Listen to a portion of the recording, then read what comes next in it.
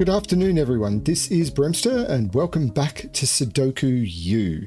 So we're starting this set of Sudoku U puzzles with a puzzle called Cherry Bomb by Lune. Now, of course, Sudoku U is puzzles that have been set by students of various puzzles classes. These puzzles, I believe, have all been set by the students of Full Deck and Missing a Few Cards in their Puzzles and Paradoxes class. These are ones that I've got that have been submitted for me to do in December. So that's what I'm trying to do. Now, linked below, I will link to Full Deck and Missing a Few Cards' website, where they've actually published a couple of books. You can buy physical copies, but they are available for free for download, the recommended way of getting them, called the Signet Sudoku packs, which are a bunch of puzzle packs which have been created by their students. They are a lot of the puzzles you've seen in the Sudoku U series have also been included in Signet Sudoku, or have come from Signet Sudoku. So it is definitely worth going and checking those out. I'm not sure if any, I believe there is a Signet Sudoku Volume 3 being worked on, and some of these puzzles will be in Signet Sudoku Volume 3. So it's always good to see that all of this is being worked on, and that I'm sent these puzzles to try and showcase them. I think it's just a wonderful thing. So let's have a look at Cherry Bomb by Lune. Very wordy rules on this one. Making them fit up there was a little tricky. So let's go through. So we've got normal Sudoku rules. So in every box, in every row, and in every column, the digits 1 to 9 must be placed without repetition. Now, the fog rule is listed at the very end, but if you're looking at the grid and going, what's going on? I think that's a question that should be answered first. I'm going to go into that, even though it's the last rule listed. A lot of this grid, in fact, all but that cell, is covered by fog. And the way fog works is all of the clues are hidden behind the fog until you place a digit in the grid. And when you place a digit in the grid, all of the cells, and I believe this is normal fog, all of the cells that are touching that, or the cell itself, will have the fog removed, and you will be able to see what clues are hidden behind the fog. So, for example, if I was to figure out what that digit is, it would reveal all of those, and I would be able to see more clues behind it. If I was able to figure out what that digit is, it would reveal all of these cells, and I'd be able to see what clues are behind it. So while at the moment we've got not a lot of information, we should be able to figure out what's going on as we move forward. So also in this grid, we have entropic lines. Any set of 3 sequential cells along an entropic line, usually peach in color, so it's possible there'll be entropic lines in this puzzle that are not peach, must contain a low digit, a middle digit, and a high digit. So, for example, this line moves into here, but wherever the line goes next, it may go here, it may go here, it may go here. It may even go into that cell as a bend, but any set of 3 digits along an entropic line must contain a low digit, a middle digit, and a high digit. So that's the way that works. Column indexer. Okay, for cells that are highlighted red, if the cell RC has value V, then the cell RV has value C. Okay, so the way I like to think of column indexes is, in column 1, the digit that gets, if there was a red cell in column 1, say that was a red cell, if I was to put a 4 here, then because this is column 1, the 1 in this row must go in column 4. So RC has value V. So if row column has value V, okay, so if this was row 4, column 1 has a value of 4, then RV, row value, so row 4, value 4, has a value of C, which was the column. It's a bit messy, but basically the wording is very weird. It is accurate but weird. Normally it's described as but yeah, it is. Hopefully the explanation works. In any column where there's a red cell, the value that goes into that cell is where the column number goes in that row. So for example, in this column, if this was a red cell and I was to put a 6 there, because this is column 3, I'd have to put a 3 in column 6 in that row. It's a little bit weird if you've never seen it before. It's basically the 159 rule, but it could be anywhere in the grid. Ratio dots. Cells separated by a black dot are in a 2-to-1 ratio. Not all dots are necessarily given. So if these cells were separated by a black dot, they'd have to be in a 2-to-1 ratio. If they weren't separated by a black dot, they could be in a 1-to-2 ratio, but do not have to be. X sums. Clues outside the grid give the sum of the first X numbers placed in the corresponding row or column, where X is the digit next to the X sum clue. So for example, this 10 clue, if this was a 3, it would mean those 3 digits sum to 10. If this was a 2, it would mean those 2 digits sum to 10. Now, you may think I've cut off in my thing above. This is actually the way it renders. This circle is not complete in the grid as it's rendering for me. So normally I don't put the circles around X sums clues because that happens way too often. I just put the number unless there's another sort of thing going on. Again, this is very weird. And then the last rule is fog. So they're the rules. We've got entropic lines, column indexing, ratio dots, X sums, and the fog. This is a weird puzzle. I'm going to restart the puzzle to restart my timer. Let's give this a shot. This has got a lot of constraints in it for a Sudoku U puzzle. So this is the cell we want to start with, and this 45 X sum, because we know this column contains all of the digits from 1 to 9. If you add all of the digits from 1 to 9, you get to 45. So this X sum needs to get a sum of 45. But if this was anything other than a 9, I couldn't get to 45 because I need all 9 cells to get the 1 through 9 that gets to 45. So this must be a 9. Now, this does not end. So this entropic line, if I got something that's kind of close, the orange is kind of close. This entropic line goes into this cell. Now, this is in a 1-to-2 ratio. But this must be a middle digit and a low digit, because remember, any 3 cells, I'm going to actually mark that this X sum clue is now done. But this 1-to-2 ratio, now this can't be 1-2 because 1-2 are both low, but the entropic line is going through here. It could be 2-4, it could be 3-6, it can't be 4-8, because if it was 4-8, there'd be a high digit on the line. So these are 2-3 or 4-6. Now, I can't do 10 in 6 digits. In fact, none of these could be 6, because 6 here would mean that these would have an X sum clue that has to sum 6 digits. But the minimum 6 digits can be is 1, 2, 3, 4, 5, 6, which is 21. So if I put a 6 here, this would have to be at least 21. And if I put a 6 here, this would have to be at least 21. So there's no 6 here, which means this can't be 3, 6. This is 2, 4. But a 4 is a minimum of 1, 2, 3, 4, which sums to 10. So this has to be the 4. This has to be the 2. In order to get, I can now get rid of this because the line is continuing.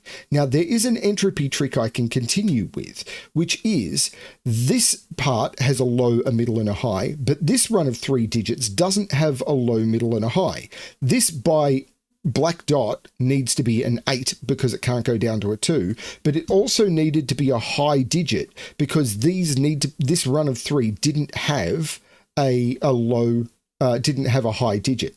This run of 3 doesn't have a low digit, so this has to be a 1 or a 3 to get a low digit. This needs to be a middle digit because this run of 3 doesn't have a middle digit.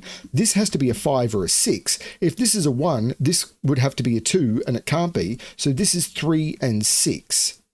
This is now a run of digits. This doesn't have a high digit. This is a 7. This is continuing. This has to be the low digit that's not placed, so it's a 1. This has to be the middle digit that's not placed. It's a 5.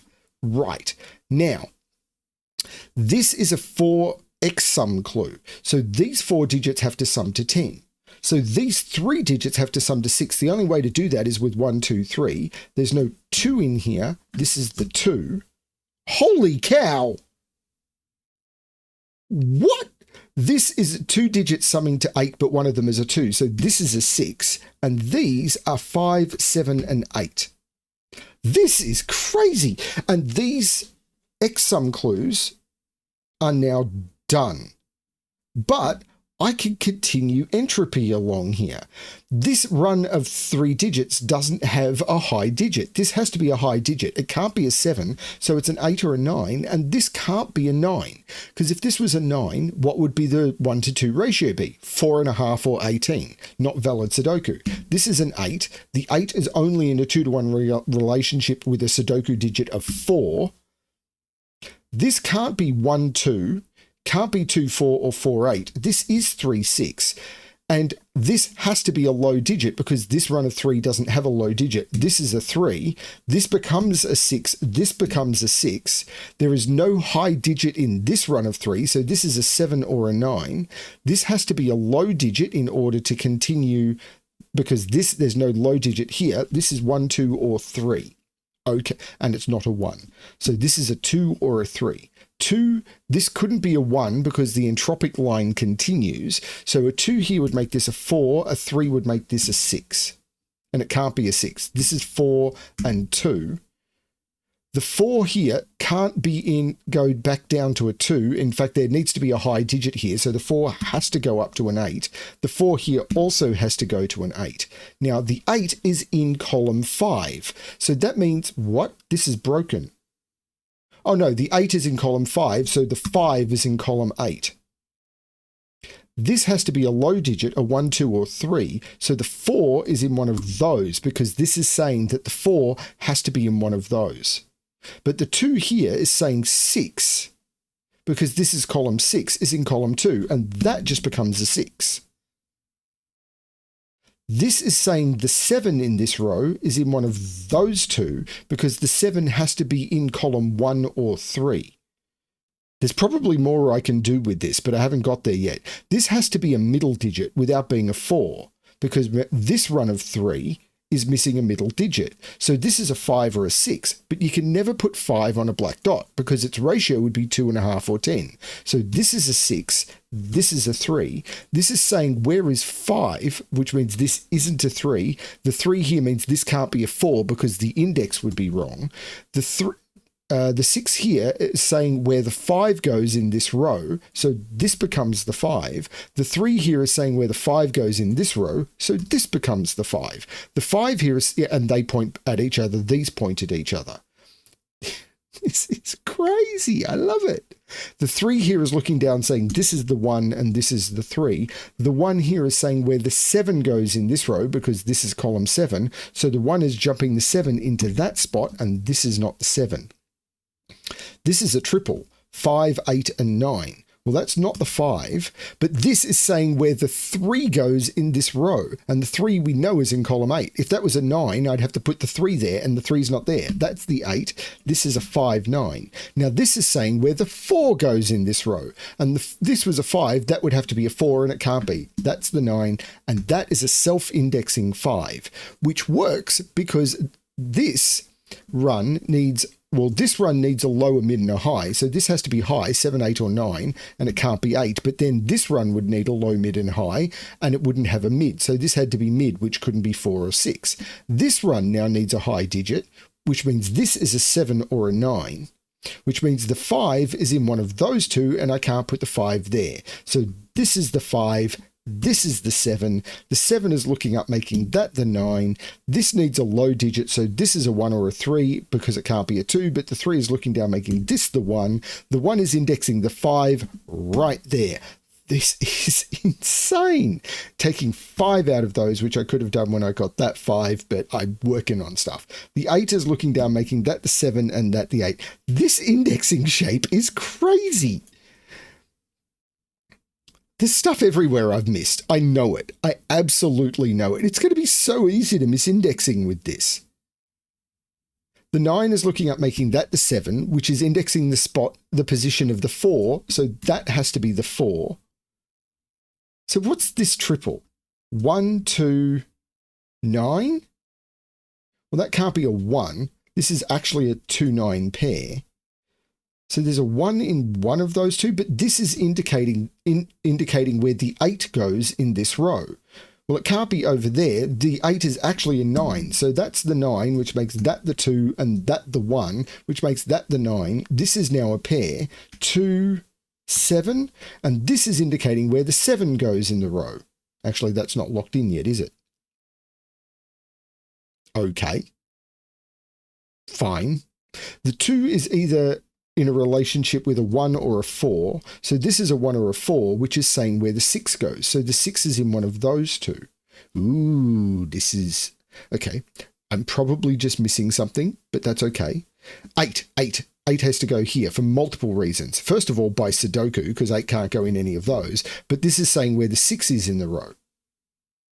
And the 6 is in column 8. This is a triple.